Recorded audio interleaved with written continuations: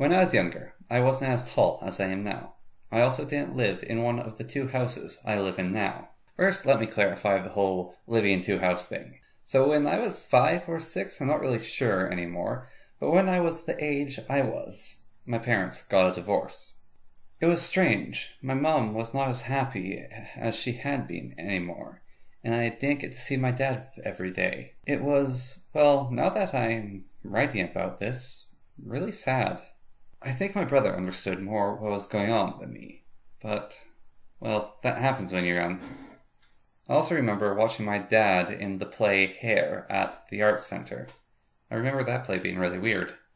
My favorite scene, and the only one I can remember, is when the people from different ages were killing each other. You had cavemen clubbing each other, then the thugs choking out the cavemen, then the thugs get stabbed by some Romans, then the Romans get killed by a knight or something. There was also cowboys and a spaceman in there somewhere. Funny, I don't remember much, but the spaceman, I do remember, the spaceman got killed by an asteroid. But even with the funny play, something felt wrong to me. I figured it out eventually, in a month or so. Yet it was still all so confusing. Anyways, my mum lived in the house we always lived in, and my dad, well, I'm not sure at first, but now he lives in the house I wrote this in. I spent equal time in both houses, and it's what I'm used to right now.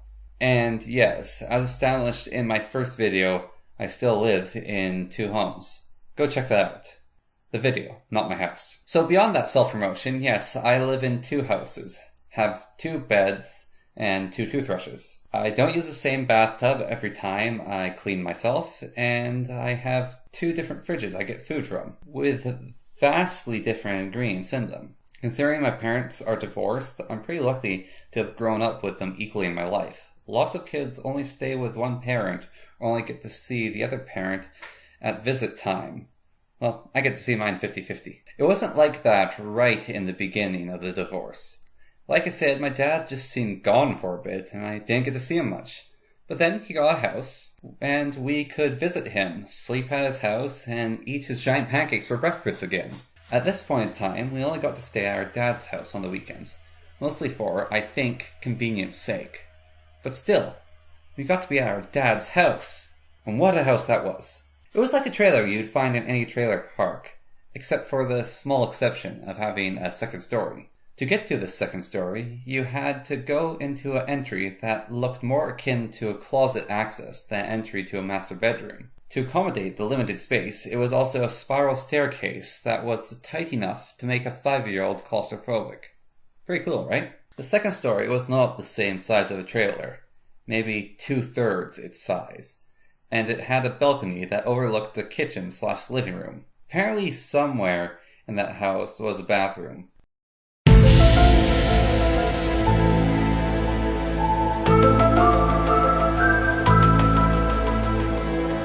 I think it was on the right before my bedroom, but I still don't know. Again, to accommodate for the limited space we had, my brother and I shared a bedroom and slept on bunk beds.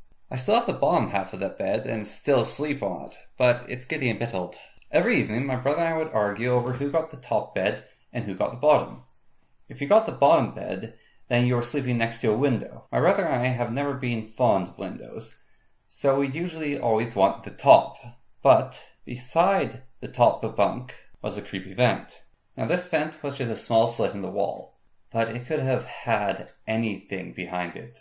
Big spiders, slime, or a disembodied hand that crawls out and strangles you. Point being, I preferred the window to the vent.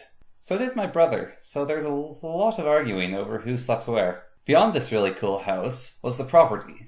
It was close to a river and had a nice view. Also had an old shed nearby. The shed was like any other shed, besides it had 2 stories. Well, no, it didn't have 2 stories, but for some reason, there was toys in it. So yay, free toys for a 6-year-old, right? It's pretty awesome. Also, I don't know if you've ever experienced finding a toy, but found toys is awesome. It's almost as good as a toy which was given as a gift. And it also has this value to it, which is, you found it! There was also this weird greenhouse with weird colored glass, or maybe it was just dirty.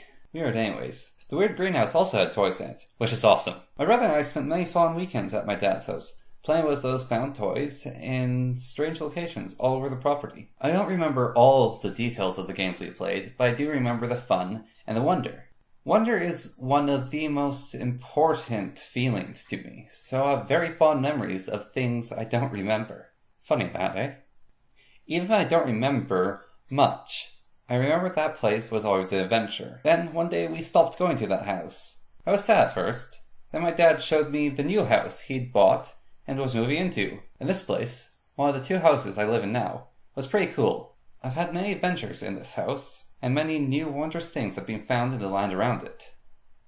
Maybe I'll tell you about that another time. But for now, thanks for watching, and keep exploring.